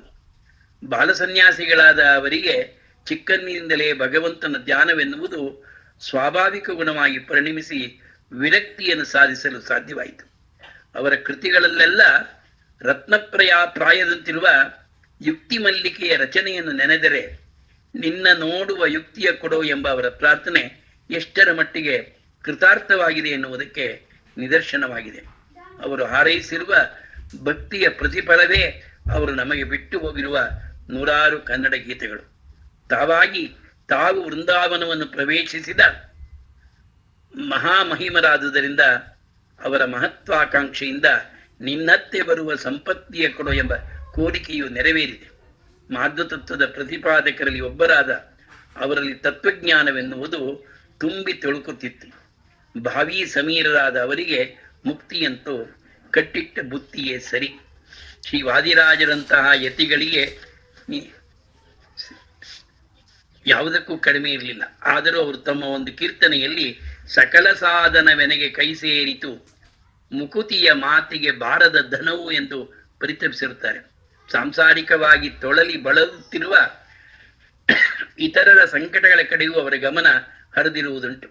ಕಡೆಯಲ್ಲಿ ಓದಿದನು ಎಲ್ಲಣ್ಣ ಕಲ್ಲಣ್ಣ ಎನ್ನುತ್ತಲಿ ಸ್ವಾಧ್ಯಾಯವು ಎನಗೆ ಪಗಡೆ ಪಂಚಿ, ಸಾಧಿಸಿ ಈ ಪರಿಯ ಧನವನ್ನು ಕೂಡಿ ಹಾಕಿ ಮೋದಿ ಹಯವದನ ನಾನಿನ್ನ ಮರತೆ ಎಂದು ನೊಂದುಕೊಂಡಿರುವುದನ್ನು ಗಮನಿಸಿದರೆ ಅವರಿಗೆ ಕೇವಲ ಓದಿ ವಿದ್ಯಾವಂತರಾದ ಮಾತ್ರಕ್ಕೆ ಮನಸ್ಸಿಗೆ ತೃಪ್ತಿ ದೊರೆತಿಲ್ಲ ಎನ್ನುವುದು ವ್ಯಕ್ತವಾಗುತ್ತದೆ. ಶ್ರೀ ವಾದಿರಾಜರು ತಮ್ಮ ನಿರಂತರವಾದ ಸಾಧನೆಯಿಂದ ತಮ್ಮ ಆರಾಧ್ಯ ದೈವವಾದ ಹೈಗ್ರೀವ ಸ್ವಾಮಿಯ ಪೂರ್ಣಾನುಗ್ರಹಕ್ಕೆ ಪಾತ್ರರಾಗಿದ್ದರು. ಪ್ರತಿನಿತ್ಯವೂ ಹೈಗ್ರೀವ ದೇವರು ಅವರಿಗೆ ದರ್ಶನವನ್ನ ಇಡುತ್ತಿದ್ದರೆಂಬುದಕ್ಕೆ ಕುದುರೆ ಬಂದಿದೆ, ಚೆಲುವ ಕುದುರೆ ಬಂದಿದೆ, ಕುದುರೆ ಬಂದಿದೆ ವಾದಿರಾಜಗೆ ಮುದದಿ ಜ್ಞಾನ ಭುಕುತಿ ಕೊಡುವ ಕುದುರೆ ಬಂದಿದೆ ಎಂದು ಹಿಗ್ಗಿ ಹಾಡಿರುವ ಕೀರ್ತನೆಯ ಸಾಕ್ಷಿ. ಈ ಅಸಾಮಾನ್ಯವಾದ ಅಶ್ವಕ್ಕೆ ಹಲ್ಲಣ ಕಡಿವಾಣಗಳು ಒಗ್ಗದು, ಇದು ಬೆಲ್ಲ ಕಡಲೆ ಮೆಲ್ಲುವ ಕುದುರೆಯೇ ಹೊರತು ಹುಲ್ಲು ಹುರುಳಿಗಳನ್ನು ತಿಂದು ಜೀವಿಸುವ ಕುದುರೆಯಲ್ಲ. ಶ್ರೀ ವಾದರಾಜರಿಗಂತೂ ಈ ಕುದುರೆಯನ್ನು ಕಂಡ್ರೆ ಅಕ್ಕರೆ ಉಕ್ಕಿ ಅರಿಬಹುದು. ಅದರ ಸುಳಿವು ತಿಳಿದು ಬರುವುದೇ ತಡ ಆವ ಕಡೆಯಿಂದ ಬಂದೆ ವಾಜಿವದನನೇ ಎಂದು ವಿಸ್ಮಯ ಪಡುವರು. ಅದರೊಂದಿಗೆ ಬಗೆ ಬಗೆಯಾಗಿ ಸಂವಾದ ನಡೆಸಿ ಭೃತ್ಯವಾದಿರಾಜ ಮುನಿಯ ಸಲಹೆ ಬಂದಿಯ ಎಂದು ಆತ್ಮೆಯಿಂದ ಆನಂದ ಪಡುವರು. ಶ್ರೀ ವಾದಿರಾಜರು ರಚಿಸಿರುವ ಸ್ತುತಿಮಾಲೆಗಳು ಒಂದಕ್ಕಿಂತ ಒಂದು ಮಿಗಿಲಾಗಿವೆ. ಆರ್ಯನ್ನ ಯೋಗ ಧುರಿಯನ್ನ ಭಜಿಸಿ ವರಿಯನ್ನ ಮಧ್ವಾಚಾರ್ಯನ್ನ ಎಂದು ಶ್ರೀ ಮಧ್ವಾಚಾರ್ಯರನ್ನು ಬಾಯ್ತುಂಬ ಕೊಂಡಾಡಿ ಹಿಗ್ಗಿದರೆ, ಟೀಕಾಚಾರ್ಯ ಎಂದು ಸುಪ್ರಸಿದ್ಧರಾದ ಜೈತೀರ್ಥರನ್ನು ಬಳಿರೆ ನಿಮ್ಮಯ ಗುಣ ವರ್ಣಿಸಲಳವೆ ಜಲದಿ ಸಮ ಗಂಭೀರ ಜೈತೀರ್ಥವರ್ಯ ಎಂದು ಮೆಚ್ಚಿಕೊಂಡು ಅವರು ಸಾಧಿಸಿದ ಸಮಸ್ತ ಮಹತ್ ಕಾರ್ಯಗಳನ್ನ ವಿಷದಪಡಿಸಿರುವರು. ಮಧ್ವರಾಯರೆಂಬುದು ಮತ್ತೊಂದು ರೂಪದಲ್ಲಿ ಇದ್ದು ನುಡಿದಂದದಲ್ಲಿ ಸಿದ್ಧಾಂತವನ್ನು ನೀವು ಉದ್ಧರಿಸಿ ಲೋಕದಲ್ಲಿ ಅದ್ವೈತ ಮತದವರ ಉದ್ಯೋಗದಿಂದ ಬಲು ಮುಗ್ಧರನ್ನು ಮಾಡಿದೆ ಎಂಬ ನುಡಿಯಲ್ಲಿ ಶ್ರೀ ಜೈತೀರ್ಥರನ್ನು ಶ್ರೀ ಮಧ್ವಾಚಾರ್ಯರೇ ಮತ್ತೊಮ್ಮೆ ರೂಪ ತಾಳಿ ಬಂದರೋ ಎಂಬಂತೆ ಭಾವಿಸಿರುವುದು ಯುಕ್ತಿಯುಕ್ತವಾಗಿದೆ. ಇತರ ಯತಿವರಿಯರಲ್ಲಿ ಶ್ರೀಪಾದರಾಜರನ್ನು ಶ್ರೀ ವ್ಯಾಸರಾಯರನ್ನು ಇಷ್ಟೇ ಭಕ್ತಿಯಿಂದ ಕಂಡು ತಮ್ಮ ಕೃತಜ್ಞತೆಯನ್ನು ವ್ಯಕ್ತಪಡಿಸಿರುವರು. ಶ್ರೀ ವಾದಿರಾಜರು ತಮ್ಮ ಸಮಕಾಲೀನ ಹರಿದಾಸರಲ್ಲಿ ಬೇಲೂರಿನ ವೈಕುಂಠದಾಸರನ್ನು ಕುರಿತು ರಚಿಸಿರುವ 2 ಕೀರ್ತನೆಗಳು ಅವರ ಹೃದಯ ವೈಶಾಲ್ಯವನ್ನು ವ್ಯಕ್ತಪಡಿಸುವಂತಿವೆ. ದಾಸೋತ್ತಮ ನೀನೇ, ಶ್ರೀ ವೈಕುಂಠ ದಾಸೋತ್ತಮ ನೀನೇ ಎಂದು ಹೊಗಳತೊಡಗಿ ಅವರು ಬಾಲಗೋಪಾಲನನ್ನು ಕಣ್ಣಾರೆ ಕಂಡು ತಮ್ಮ ಹತ್ತಿರ ಬರಮಾಡಿಕೊಂಡು ತೊಡೆಯ ಮೇಲೆ ಕೂಡಿಸಿಕೊಂಡು ಹೇಗೆ ಮುದ್ದಾಡಿದರೆನ್ನುವುದನ್ನು ಪ್ರಸ್ತಾಪಿಸಿರುವರು. ವೇದಶಾಸ್ತ್ರಾದಿಗಳನ್ನು ಬಲ್ಲ ಅಂತವರ ಎಂಜಲೂ ಸಹ ಪವಿತ್ರವೆಂದೆಣಿಸಿ ಎಂಜಲೆನ್ನಲಿ ಬಹುದೇ ಮನುಜರಿದನು ಅಗವನ ಧನಂಜಯ ಸುವೈಕಂಠದಾಸರ ವದನದ ಕಣವ ಎಂದು ಪುರಸ್ಕರಿಸುವರು. ವರವೈಕುಂಠದಾಸ ದಾಸೋತ್ತಮ ಎನಗೆ ಹರಿಯ ತೋರಿಸಿ ಪರಮಧನ್ಯನ ಮಾಡಿದೆ ಎಂಬ ವಾದಿರಾಜರ ನುಡಿಗಳಲ್ಲಿ ಅವರ ಅಗ್ಗಳಿಕೆ ಮಾತ್ರವಲ್ಲದೆ ವೈಕುಂಠದಾಸರ ವ್ಯಕ್ತಿತ್ವದ ಮಹತ್ವ ಏನು ಎನ್ನುವುದು ವಿದಿತವಾಗುತ್ತದೆ. ಶ್ರೀ ವಾದಿರಾಜರ ಕೀರ್ತನ ಸಾಮ್ರಾಜ್ಯ ಸಾಕಷ್ಟು ವಿಶಾಲವಾದದ್ದು. ಶ್ರೀಕೃಷ್ಣನ ಮಹಿಮಾತಿಶಯಗಳನ್ನ ಬಗೆ ಬಗೆಯಾಗಿ ನಿರೂಪಿಸಿರುತ್ತಾರೆ. ಲೋಕಭರಿತನೋ ರಂಗ ಅನೇಕ ಚರಿತನೋ ಎಂಬ ಮಾತಿನಿಂದಲೇ ಅವರು ಆ ದೇವರನ್ನು ಎಷ್ಟು ಭಕ್ತಿ ಭಾವದಿಂದ ಕಂಡಿರುವುದೆಂದು ತಿಳಿದು ಬರುತ್ತದೆ. ಶ್ರೀ ವಿಷ್ಣುವಿನ ದಶಾವತಾರಗಳನ್ನ ವಿವಿಧ ರೀತಿಯಾಗಿ ವರ್ಣಿಸಿರುತ್ತಾರೆ. ಪ್ರತಿಯೊಂದು ರಚನೆಯಲ್ಲಿಯೂ ವಾದಿರಾಜರ ವಾಗ್ವಿಲಾಸವನ್ನ ಮನಗಾಣಬಹುದು. ಶ್ರೀ ವಾದಿರಾಜರು, ಶ್ರೀಪಾದರಾಜರು ಮತ್ತು ಶ್ರೀ ವ್ಯಾಸರಾಯರಂತೆಯೇ ಕೇವಲ ಆತ್ಮನಿವೇದನೆ ಭಕ್ತಿ ಪ್ರತಿಪಾದನೆಗಳ ಪರಿಮಿತಿಯಲ್ಲಿ ತೃಪ್ತರಾಗದೆ ಸರಳವಾದ ದಾಟಿಗಳ ಮೂಲಕ ಜಟಿಲವಾದ ಶಾಸ್ತ್ರ ಸಂಗತಿಗಳನ್ನು ತಿಳಿಯ ಹೇಳಲು ಮಾಡಿರುವ ಪ್ರಯತ್ನ ಬಹಳ ವಿಶಿಷ್ಟವಾದದ್ದು. ಶ್ರೀಮನ್ನಾರಾಯಣನು ಸೃಷ್ಟಿಯನ್ನು ಹುಟ್ಟಿಸಿ ಹೇಗೆ ತಾನು ಅದರ ಸ್ಥಿತಿ ಮತ್ತು ಲಯಗಳಿಗೂ ಕಾರಣನಾದನೆಂಬ ತತ್ವವನ್ನ ಬಹಳ ಮನೋಜ್ಞವಾಗಿ ನಿರೂಪಿಸಿರುವರು. ಶ್ರೀಕೃಷ್ಣನ ಸಮಗ್ರ ಜೀವನವನ್ನು ನಡೆದಾಗಿ ಒಂದು ಕೀರ್ತನೆಯಲ್ಲಿ ಹಾಡಿ ಹಿಗ್ಗಿರುವರು. ಜನಪ್ರಿಯವಾದ ತ್ರಿಪದಿಯ ಸರಣಿಯಲ್ಲಿ ಶಾಸ್ತ್ರಸಮ್ಮತವಾದ ಹಲವಾರು ವಿಷಯಗಳನ್ನ ಲೀಲಾಜಾಲವಾಗಿ ಪ್ರತಿಪಾದಿಸಿರುವರು. ಗುಂಡಕ್ರಿಯೆ, ಸ್ವಪ್ನಪದ, ಹರಿಸರ್ವೋತ್ತಮ ಸಾರ ಮೊದಲಾದ ರಚನೆಗಳಂತೂ ಆಮೂಲಾಗ್ರವಾಗಿ ವೇದಾಂತ ವಿಷಯ ಪ್ರಧಾನವಾದುದು. ಭೀಮಸೇನ ಭಾಮಿನಿಯಾದನು ಎಂಬುದಂತೂ ಒಂದು ನೀಳ್ಗವನದಂತಿದೆ. ಕೀಚಕವಧೆಯ ಪ್ರಸಂಗವೇ ಇದರ ವಸ್ತು. ಈ ಕೃತಿಯಲ್ಲಿ ಶ್ರೀ ವಾದಿರಾಜರ ಕಥನ ಕಲೆಯ ಕೌಶಲವನ್ನ ಗ್ರಹಿಸಬಹುದು. ಶ್ರೀ ವಾದಿರಾಜರ ಇಂಥ ಪ್ರಯತ್ನಗಳಿಂದ ಹರಿದಾಸ ಸಾಹಿತ್ಯಕ್ಕೆ ಒಂದು ಹೊಸ ತಿರುವನ್ನು ಕೊಟ್ಟಂತಾಯಿತು. ಆವರೆಗೆ ಕೇವಲ ಆತ್ಮನಿಷ್ಠವಾಗಿದ್ದ ಹರಿದಾಸ ಸಾಹಿತ್ಯದ ಮಾಧ್ಯಮ ಈಗ ಮಧು ಸಿದ್ಧಾಂತವನ್ನು ಶಾಸ್ತ್ರೀಯವಾಗಿ ಪರ್ಯಾಲೋಚಿಸುವ ಮಾರ್ಗವೂ ಆಯಿತು. ಶಾಸ್ತ್ರ ಗ್ರಂಥಗಳು ಬುದ್ಧಿ ಪ್ರಧಾನವೆನಿಸಿ ಕಠಿಣ ಶೈಲಿಯನ್ನು ಒಳಗೊಂಡಿದ್ದರೆ ಶ್ರೀ ವಾದಿರಾಜರ ಈ ರಚನೆಗಳು ತಿಳಿಗನ್ನಡ ಮತ್ತು ಸರಳ ರೀತಿಗಳಿಂದ ಕೂಡಿ ಹೃದಯ ಸ್ಪರ್ಶಿಯಾಗಿ ತೋರಿ ಬರುತ್ತದೆ. ಶ್ರೀ ವಾದಿರಾಜರು ತಮ್ಮ ಕೃತಿ ರಚನೆಯಲ್ಲಿ ಇನ್ನೂ ಒಂದು ಹೆಜ್ಜೆ ಮುಂದಿಟ್ಟು ವೈಕುಂಠ ವರ್ಣನೆಯಂತಹ ಸ್ವತಂತ್ರವಾದ ಶಾಸ್ತ್ರಗರ್ಭಿತವಾದ ಸಾಂಗತ್ಯ ಕೃತಿಯನ್ನೇ ನಿರ್ಮಿಸಿದರು. ಲಕ್ಷ್ಮೀ ಶೋಭಾನೆ ಎಂಬ ಇನ್ನೊಂದು ಸಾಂಗತ್ಯ ರಚನೆಯು ಶಾಸ್ತ್ರ ಮತ್ತು ಸಾಹಿತ್ಯಾಂಶಗಳ ಮೊದಲ ಸಮನ್ವಯದಂತಿದೆ. ಶ್ರೀ ವಾದಿರಾಜರು ತೋರಿಸಿಕೊಟ್ಟ ಈ ವಿಶಿಷ್ಟ ಪ್ರಯೋಗಗಳು ಮುಂದೆ ವಿಜಯದಾಸರೇ ಮೊದಲಾದ ಇತರ ಹರಿದಾಸರಿಗೆ ಒಳ್ಳೆಯ ಮೇಲು ಪಂಕ್ತಿಗಳಾದವು.